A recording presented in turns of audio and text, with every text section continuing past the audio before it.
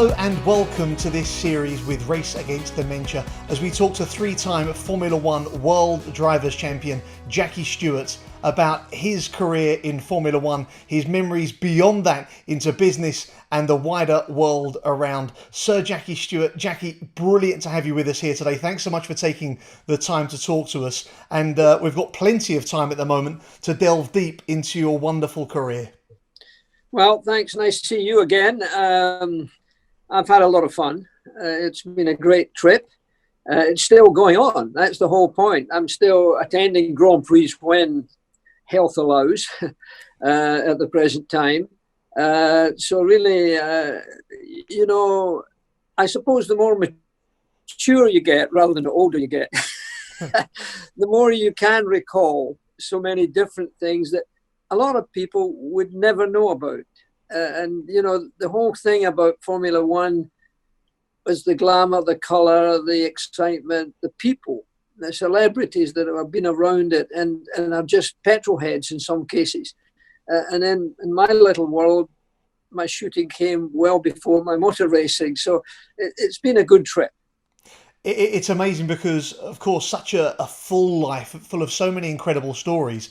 And I guess as time goes on, you end up just hearing the sort of the tips of the iceberg, if you like. And I think as a motor racing fan, what I want to do in this series is just dive not just a little bit deeper, but really deep into those moments and those memories of history. And I wonder what your first memories are of motor racing restarting after the war, when you can first remember hearing about people taking out these incredibly noisy motor cars. Well, in my case, that's where I'm really lucky. I'm blessed in this respect because my brother, Jimmy Stewart, he was known as, was a racing driver and a good one at that. He drove for Écurie, of course, the great Scottish team that won Le Mans twice as private entrants. And he was driving C-type Jaguars and D-type Jaguars, driving at Le Mans as well as Goodwood and Silverstone. And he had a wee brother who was 7 years younger. So I was like 13 years of age when I was going with my big brother to places like Silverstone and Goodwood, etc. So I saw the Stirling Mosses. I saw the names that came at that time who were in their own way as big. I mean, I've got autographs from Fangio at that time when he was driving. And of course, I was later to become a friend of Juan Manuel Fangio's. But I mean, I've got Ascari, I've got all of the great names of that period. My motor racing, I read Autosport from the very beginning. And the autographs I've still got it in this room here. I've got my autograph book. So it's been a long trip. I read the other day the first time you drove a car, you were 9 years of age driving an Austin, which my son is 8, and that frightens the living daylights out of me thinking about a 9-year-old driving. What happened there? Well, it was in the garage. My father mum and dad had a garage they ran, and they had a bungalow that I was born in, and the dining room table next to the garage. So I was brought up in the garage from the very smallest wee boy. And I got to drive when I was 9, and I was always very small, very short, very thin at that time. So I was able to get a 5. In those days, it was I think it would have been a 2-gallon can. I put on the seat of this Austin 16 it was, and I could just see between the steering wheel and the window, the front glass, so I could drive around the forecourt and drive around, and that was the beginning. Who would have thought that had turned into the career that it did? You were given, I think, your first professional racing drive in a Porsche Super 90. I've got a picture of a 356 over my shoulder there, but was it a Super 90 you were given? You raced in your first race. Not a bad car when you look at the value of those cars now. Not a bad car to start off in, Jackie. Well, it was terrific. There was a wonderful man in Glasgow called Barry Filer, and he's still alive, and he's and he's been a long-time friend. He had some very fancy cars, but his family, like a lot of well-off families don't allow their sons or daughters to be racing drivers or take up dangerous activities. So he had lovely cars, but wasn't allowed to race, and he was a real enthusiast. So he brought his cars to our garage because my brother, of course, became quite famous, Jimmy Stewart, in Dumbarton and Scotland.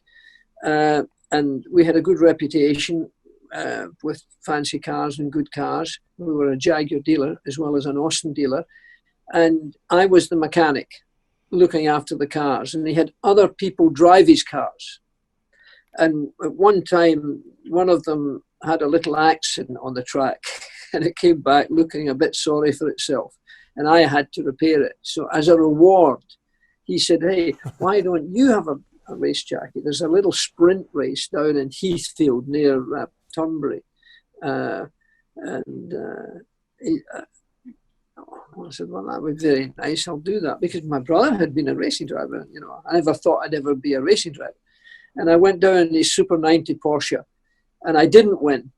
Cuff Harrison won it in a TVR, and I think Cuff's still alive, and he's in his 90s. And he won. I was second. So Barry said, "Oh, you were second. That was very nice, and you didn't damage the car. Would you like to do another one?" So that was where Acuria Cos found me, because it was in Scotland, and Acuria Cos was a famous team, and they then asked me to drive. So it was a kind of pretty rapid climb at the time. I want to talk about 64 still and about Monaco, because was that your first race completely overseas of crossing the channel? Because I'm sure I've spoken to you before about you went there, but financially, I'm not sure whether you could. Was it Monaco? Yeah, you couldn't necessarily get back from. Was that 64? Yeah, good story. Helen and I, because I had never raced abroad. Oh, I raced in Monte Carlo. I mean, this is the Princess Grace is there and Prince Rainier is there, and it's the same weekend as the Grand Prix. Big deal for me. But I didn't have enough money, in my opinion. So we decided we were going to drive there. So we drove from where I was staying in Helensburgh at the time, drove down and stayed with Bruce McLaren and his then wife overnight, save a hotel room, and then go down and get the car ferry over and drive down to Monte Carlo. And I left the next morning after, you know, having the night and having a free dinner from Bruce McLaren. And we got to Dover, and I said, Helen, give me the tickets for the things and so forth and the passports. I don't have them. You've got them. Oh, come on, hurry up. I'm still driving. Jackie, they're not here. I don't have them.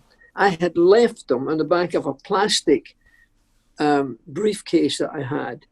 I had left it in the top of the car, you know, while we were putting the baggage in, because we had a black tie. Ken Tyrrell told me I had to have a black tie to take, and all that sort of stuff.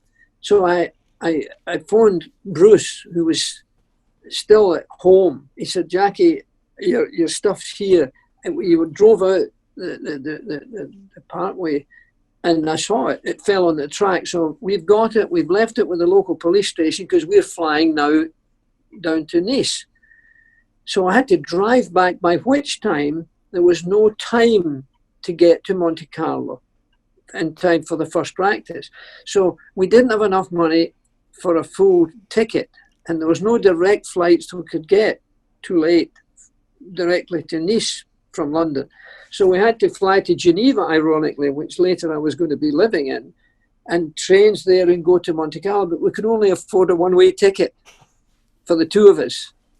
And we got there, and we hiked a lift to get to the wee hotel. Ken was not good at expensive hotels. We were in Roquebrune, which was a bit of a trip. So I had to walk from Roquebrune to the paddock in Monte Carlo the next day for practice. And of course, we won the race. Unbelievable. And to race in Monte Carlo was a huge deal. I mean, it was fantastic. And I was in the car, still in the car, when a man walked down to me with another fella. And I'm looking at him and I think, oh my God. And I'm still in the car. That's Fangio. And Fima Rushman was one of his best friends. And he came up to congratulate me and shake my hand. Fangio shaking my hand. And it was something that for my whole life I'll never forget.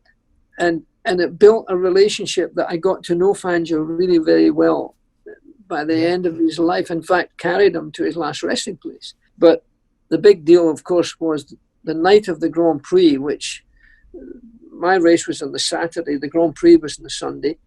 And if you won the Formula 3 race, you had to go to the gala. That black tie came in useful. But Ken had thought this out, obviously. And we were sitting, because the Formula 1 winner was on the right of Prince Rainier, and the Formula 3 winner was on the right of Princess Grace. It's unbelievable. So Helen was next to Prince Rainier, and I was next to Princess Grace. And I mean, she was one of the most beautiful women in the world, and Prince Rainier we met for the first time. All these things were just rocket ship experiences. Jackie, I can't wait to talk to you more about the winning years that were to come, and how that win catapulted you on to what would be a career that would see you retire as the winningest Grand Prix driver of all time. To talk about your friendships from the Beatles to James Bond, to talk about your best and longest ever teammate, James of course, Bond. with Helen, James Bond right there. I can't wait to come back and talk to you about that. Thank you so much for your time today, Jackie. I can't wait for episode 2 as we chat more about your memories. Thank you so much. Great to be with you. Amazing to hear from Sir Jackie Stewart about those memories of his life and a life in motor racing. Memories are so key to who we are, and they mean so much to us, whether it's our father, our grandfather, or our friends. Those memories are our connection to the past.